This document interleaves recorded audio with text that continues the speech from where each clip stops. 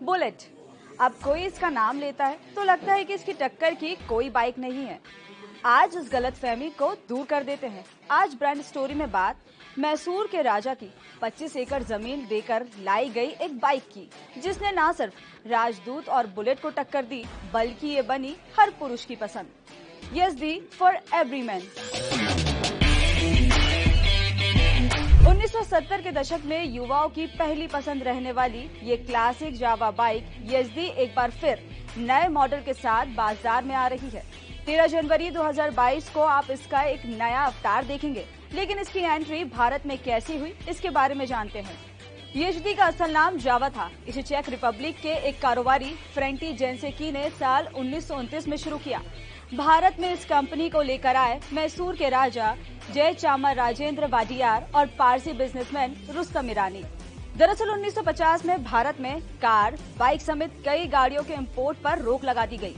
ये फैसला private sector में देसी कंपनियों को बढ़ावा देने के लिए लिया गया। भारत सरकार के इस फैसले को चेक रिपब्लिक बाइक कंपनी जावा और भारत में रहने वाले पारसी बिजनेसमैन रुस्तम ने अपने लिए अवसर के तौर पर देखा। रुस्तम ने 51 लाख की पूंजी से जावा कंपनी की एक ब्रांच मैसूर में खोली। इसके पीछे एक भारतीय व्यक्ति और मैसूर के राजा जयचामराजेंद्र वाडियार का भी दिमाग था। दरअसल राजा वाडियार बाइक के शौकीन थे और उन्हें जावा की रेसिंग बाइक बेहद पसंद थी। इसलिए उन्होंने मैसूर में जावा कंपनी को 25 एकड़ जमीन मुहैया कराई। 1960 में कंपनी की नींव पड़ी और एक साल में ही कंपनी की पहली बाइक जावा 250 टाइप 353 लॉन्च हुई। लॉन्च होते ही इसने धमाल मचा दिया।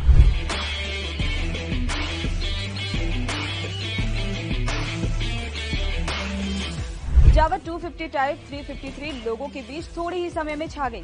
कंपनी ने मौके का फायदा उठाया और दो और मॉडल जावा 50, जावा 50 टाइप 555 भी लॉन्च कर दी। देखते ही देखते ये तीनों मॉडल देश के गांव-गांव तक पहुंच गए। फिर जावा ने यज़दी नाम से पहली बाइक यज़दी जेट 60 लॉन्च की। दरअसल 1973 में जावा कंपनी का लाइसेंस परमिट खत्म हुआ, तो रुस्तम ईरानी ने लाइसेंस लेने के बजाय खुद ही कंपनी को आगे बढ़ाने का फैसला किया और इसका नाम रखा जावा। 3 दशक तक जावा की इन रेसिंग बाइक की टक्कर में कोई भी दूसरी कंपनी की बाइक नहीं थी।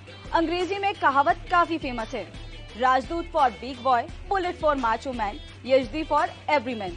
यज़दी की लोकप्रियता इतनी बढ़ी कि अब तक इस बाइक के 18 से ज्यादा मॉडल बाजार में आ चुके हैं और अब क्लासिक लीजियन कंपनी के साथ मिलकर यज़दी बाइक को एक बार फिर महिंद्रा बाजार में उतार रही है।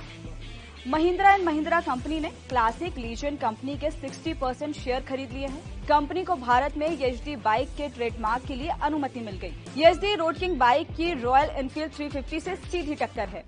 यज़दी रोड किंग की एक्सपेक्टेड कीमत 1,60,000 रुपए है।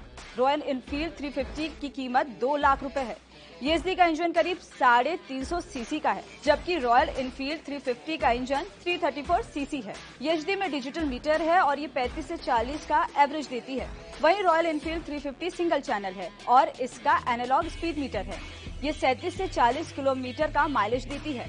तो ये थी 25 साल बाद नया मॉडल लेकर आ रहे यज़दी की ब्रांड स्टोरी।